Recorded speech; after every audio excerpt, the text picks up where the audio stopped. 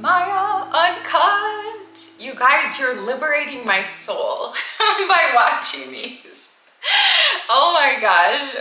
So today I'd like to talk about anxiety and maybe some other topics too. So one of you missed the post where I was asking for ideas about a week ago and then later commented, can you please talk about anxiety? But the video had already been produced and I felt really bad when I read it because I know this person is really desiring some wisdom surrounding this topic. So I thought, let me talk about it today.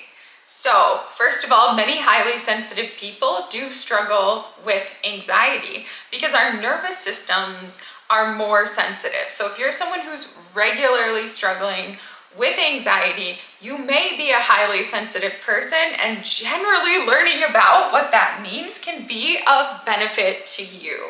So sometimes people use the term HSP, or highly sensitive person. So self-care tips for highly sensitive people can be a benefit. Some things that generally are a benefit for highly sensitive people, one is definitely slowing down. Just slowing down and taking a mindful approach, okay? Now, anxiety is a real physiological phenomenon. Often when people talk about anxiety, they're all focused on the mind and worry and fear. Anxiety, to heal anxiety, it is my uncut sense that we need to address it on a physical and on a mental level. So on a mental level, something that comes to mind is this idea of just today. So if there's like a problem or an anxiety in your mind, is it happening now? If it is, that's not anxiety. That's a real problem, you get what I mean? But like, otherwise, okay, right now I'm safe. Right now I have what I need. Right now, everything is okay. And again, if you have anxiety and the problem is persisting right now, the solution is action. The solution is good. And sometimes that is the case. Like sometimes we have anxiety. Anxiety is a human emotion that exists for a reason. So anxiety is a problem when it's out of context, but when it's in context, like we are having anxiety about something real that's going on, the correct response to that is action. Make a call, ask for help, do research, find a solution. And often, I think when I think about times, like luckily I don't struggle consistently with anxiety, but when I do, it's usually because I'm resisting something that I need to do. Like I have anxiety about a particular conversation, or usually for me, it's usually like a phone call I don't want to make, or a paperwork, or a task I don't want to do. And usually the best way forward is do it. Does that make sense? Usually the anxiety or fear is worse than actually the action. So if there's something you can do, like do that thing, action can be the solution. But other times anxiety is where we're imagining either a past scenario that already happened and we're replaying it in our head. Now, a helpful thought pattern, if you're experiencing that, which is usually true, is I already experienced that in life. I learned and I don't need to experience it again. So you may have experienced something that was difficult to you. It may be replaying. I already experienced that. And I learned, or reminding yourself, here's what I learned from that experience. Now that I know the lesson, I don't need to experience that again, or I'll do better next time. If it's an imagined future thing, I think of the serenity prayer, God grant me the serenity to accept the things I cannot change and sort of the courage to change the things that I can, right? And so if it's a future thing, right, bringing yourself back to the now moment is very powerful. I would say for me personally, this has been one of the most important things for me in the past year. I suppose I've changed a lot, like my consciousness has changed a lot in this life, but I was generally more future oriented, like all throughout my early life and through my 20s. Like I was always like, okay, what's next? Or I was just always thinking about like the next vacation or the next holiday, or just where am I going to be in a year? And I was like never in the moment. And I would always think, like, sometimes I'd have a vacation and I would like start packing like 2 months in advance, and I wouldn't be thinking about like, what outfit am I going to wear today? I would be like, okay, like on the 4th day of my vacation, like what will I wear and stuff. So I was very like future oriented, which I think can happen as a psychic. But one of the best remedies for anxiety is understanding life happens today. In an honest sense, the future does not exist. It doesn't exist, and it's never going to exist. You're always going to be now. So if you're okay right now, you're okay. You're okay. And if that thing that you're imagining happens at some now moment, you must trust that at that now moment, you're capable of handling it. Just as you have handled everything in your life, you're still alive. I mean, you're still here.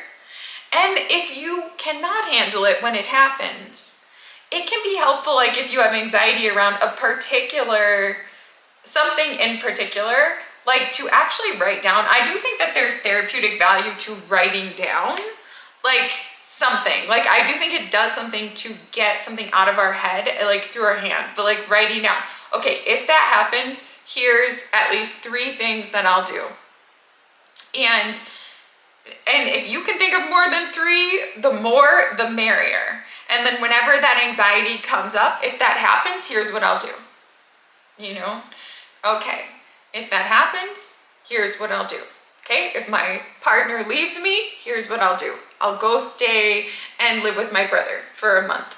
And I'll finally try Bumble or like whatever, like, you know, I mean, these are random, but like if you have an anxiety and there's nothing you can do right now, you come back to the now moment. Is it happening now? We can't deal with problems that don't exist. You know what I mean? So like, if it exists right now, it's not anxiety, it's a real problem. And you should take action and you'll feel better. If it does not exist, you can come up with a list of things that you'll do if it happens. And not all of these things are gonna feel like a perfect solution. I think the more things though that you can come up with that you would do, the better of a relief for your anxiety that you're going to get actually. So it's like, so then it's like, okay, if that happens and I don't feel like doing this one, I can still do this one, or this one, even if these potential solutions don't relieve the whole problem, even if they remedy the problem a little bit. Because this is just imagination after all, like come up with a list of things. If that happens, here's what I'll do. Okay, that can be really helpful. So those are some mental things. Sometimes talking to someone else can be of benefit to get a different perspective. Like, I keep having anxiety about this. And you can even ask, is there a different way of thinking about this? Like, or what do you think about this? Could you provide a different perspective? Or something like that. Like, that can be a benefit for anxiety. However, there are, almost anything that we're struggling with requires an intervention on the mind and on the body level. So for anxiety, we're often stuck up in our head, and one of the things we need to do is get in our body. So one of the first things you should do if you're like in an acute anxiety episode is, and what I mean by that is like it's a worse anxiety day. Like, you know what I mean? It's not, because some people have like a low grade anxiety like all the time, and that's a real thing too, which we're going to talk about in a moment. But like anxiety that's worse, move your body, go to the gym, get on a walk. The best sort of exercise for anxiety, it depends on what works for you, because some people, maybe it's yoga or something like that, but there's scientific evidence that walking in nature is really good for anxiety. If you can swim, maybe you have a gym membership, move your physical body and change environment. Like actually like changing what we're seeing will help reset the mind. there's even evidence like that walking from one room to another room can upset thought patterns. And if you have anxiety thoughts, that's what you want.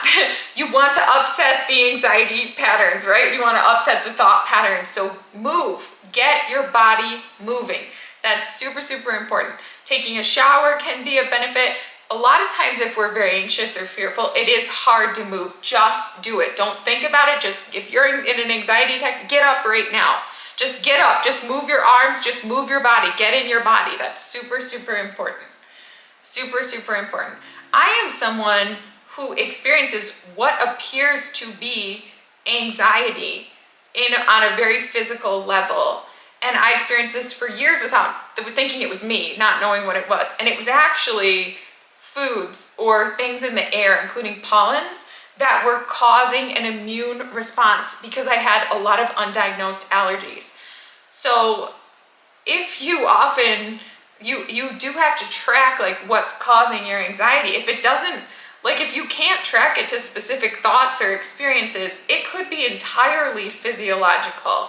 There could be something in your environment that is causing, because for example, allergic response, right? Or heart conditions or things like this can create blood pressure conditions. These things can create what appears to be anxiety that is like consistent or long lasting, like, and it's not necessarily directly affiliated with thoughts of fear. Now, what used to happen for me is like I would get the physical symptoms. I did notice that it happened more after eating, or like more when I was outside. But I mean, we eat so often and go outside so often, it was hard to track it. But for me, the physiological usually starts first. Unfortunately, I still have a lot of allergic reactions because I have a rare condition, and at this point I'm allergic to most things. Over 200 foods and every airborne substance I've ever been tested for. So there's a lot of potential exposures. And so this, I think I've made huge progress, but this still happens like a couple times a week. So I'll get the body response first, like the heightened nervous system, and the thoughts will follow. So that is something that we need to know can happen. Sometimes it actually starts in the body and then the mind attaches thoughts, because it's weird to have like distress in the body and the mind doesn't know what to do with that. Do you get what I mean? So the mind starts saying, okay, I must be distressed because blah, blah, blah, blah. So that's what happens to me. Like sometimes, usually it happens like in the middle of the night. Like I'll eat something, I only eat once a day and I eat right before I go to bed because that's a whole other thing. But anyway, so sometimes I'll try something new. That way at least it's night and that decreases the suffering rather than losing a whole day. So I'll eat something and then like I'll fall asleep for like 5 minutes and I'll wake up and just like, bam, it feels like intense anxiety, but it isn't, it's an allergy response. But I've learned to direct my thoughts favorably, but for a very long time that wasn't the case. So I would have distress, and then like my mind would attach, here's reasons why I should be distressed, here's what's going wrong, here's the relational problems, here's what I'm not doing, blah, blah, blah, blah, blah, blah, blah. So the mind can follow the body. So on a body level, there's tons of supplements that can help. And I'm a big believer in incorporating supplements that support you, okay? And I can't tell you necessarily what those will be, but I can share with you some that have really, really helped me. So right now, I don't use a lot, but like it can be hard to get to sleep. I do take melatonin and that does help me. Like I do take melatonin when it starts to get dark at night. And that does help me. I do take GABA, and that does help me at a lower dose, and I open the capsules, I take it as a powder in the evening. That does help. That does help. Got a lot of help earlier this year by taking inositol. That did help. I've had success with glycine before.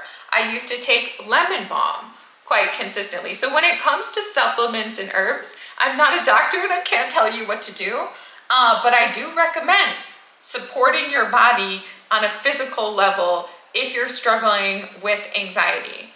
And I do recommend removing like anxiety promoting foods, which are things that are very aerated, typically, like, so if you're eating a ton of crunchy stuff, a ton of that, like that can worsen anxiety. So that has to do with Vata, like, and Ayurveda and all this stuff, but just that caffeine worsens anxiety.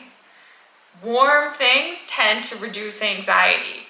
Warm food, even just warming things up in the microwave, soup, nourishing foods, these things tend to reduce anxiety. I have a lot of like warm milks and things like that, like especially in the evening. That does help, you know. That's why people had that for like tons and tons of years. But if you're having a lot of anxiety, I think there's possibly nutritional deficiencies. So it's important to get your B vitamins. For me, I do that by incorporating nutritional yeast. That is a pretty safe way, well tolerated by most people. That's also very delicious and friendly for most dietary types. I like nutritional yeast because it's tasty, and it's basically a vitamin B supplement if you get fortified nutritional yeast, but it won't give you super doses of any of the B vitamins, so I think that's good. But definitely making sure you're getting vitamin B6, vitamin B2, and vitamin B12. If you have consistent anxiety, vitamin D, make sure you're not vitamin D deficient. And then magnesium is the other very, very important vitamin or mineral that you need to get. I feel that the recommended daily dose for magnesium is way too low. I mean, everyone needs a different amount, I guess, based on what's in your diet. But I would say you could get quite a bit more. Like, even if you think you're getting the right amount or you're taking like one magnesium capsule a day, it may not be enough depending on the type. It may not be well tolerated. I use like a liquid magnesium, like actual drops. Like right now I'm using the magnesium drops that are sold by the Now brand, and I like that. There's no other minerals in it, it's just magnesium. I use a lot of that. I also use vitamin C. Right now I have this special lemonade like that I've made, and in this is probably 10 times the daily recommended value of magnesium for someone my size, and there's probably over 100 times the daily recommended value of vitamin C. So I buy just ascorbic acid as a powder, and it tastes good. I mean, it gives like I'm super allergic to lemons. So I sort of create my own like lemonade using vitamin C powder and like stevia and magnesium, the whole thing. It tastes good to me. But yeah, so vitamin C can be really a benefit too. But I would say, like, if you're struggling with consistent anxiety, get a Chronometer account. Just the free version of Chronometer, start putting in your food. And it can be confronting to see what kind of nutrients you're getting, but look at nutrients that might be missing. Start supplementing those nutrients and possibly consider supporting getting a supplement that supports your autonomic nervous system, your calming calming part of the nervous system. Some of the ones I mentioned before, like glycine, like GABA, like inositol, these things, there's so many more, lemon balm, the valerian root, there's so many, there's so many. So finding one that feels right to you, that can be a benefit. Sometimes it's a great idea to go to like Whole Foods or go to a natural food store like Sprouts and talk to those people who sell the vitamins. Do you know what I mean? Like if you wander like the vitamin aisle, they are usually bored. I've known a couple people who had that job when I was younger, and just say, you know, this is what I'm experiencing. Can you recommend anything? Can you help me get a deal? Do you have any coupons? And they can talk to you based on your experience and like help you select something. That can be a benefit. Breath is very free and very effective. So like if you're struggling with anxiety, just closing your eyes That alone can help a lot. Just close your eyes. Take a deep breath. Hold your breath for a moment and then exhale as slowly as you can. Like really extending the exhale as long as you can. Some people like to put their hands together, like come back, to your body. In this moment, all is well. In this moment, I am safe. If ever a moment should arise that I'm not, I'll take action to restore safety. Right now, everything is okay. Yeah, those are some of my thoughts on anxiety. And it's not something that's pleasant to experience, obviously. Often taking a multimodal approach is going to be very best, and addressing it in at least one mental way, like reframing the thought, and one physical way is going to be of benefit. Nutrition is extremely important. I do think food allergies and allergies in general are underdiagnosed. So keeping a journal to see, and when I say journal, it doesn't have to be formal, but just taking notes like, okay, I ate at this restaurant and then I had worse anxiety, or things like that. That's not always going to be the cause, but often there's an environmental trigger.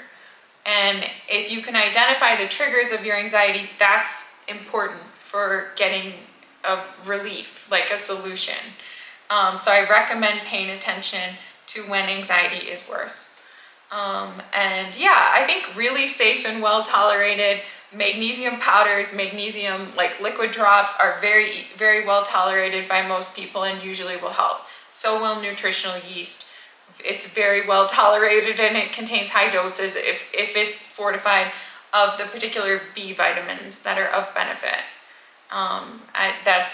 I think that can be really beneficial. And then reducing cold foods that are very aerated or crunchy, foods that are high in caffeine, which doesn't just include like coffee, tea, energy drinks, soda, but also like cacao nibs and like really high chocolate and things like that.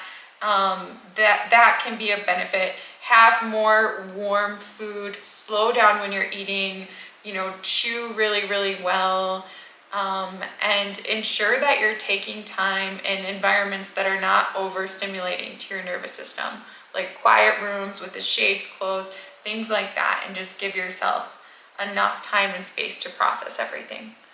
So I thought this was going to be like a 1-minute video, like some thoughts on anxiety, but it's a little bit more in depth. But hopefully, like for the person who asked me to talk about this, like you got something out of this and this is of benefit to you. So yeah, thank you guys for watching another my Uncut video. Oh my gosh. These are so fun for me, and yeah, I hope you enjoy them. If you know someone who can benefit, please share the video. Like, please share with your friends and family. I'm really, really trying to reach 10,000 subscribers by the end of the year. And it would mean a lot to me to reach that goal. So please share the channel if you know anyone who can benefit. Thank you for watching. Many blessings and namaste.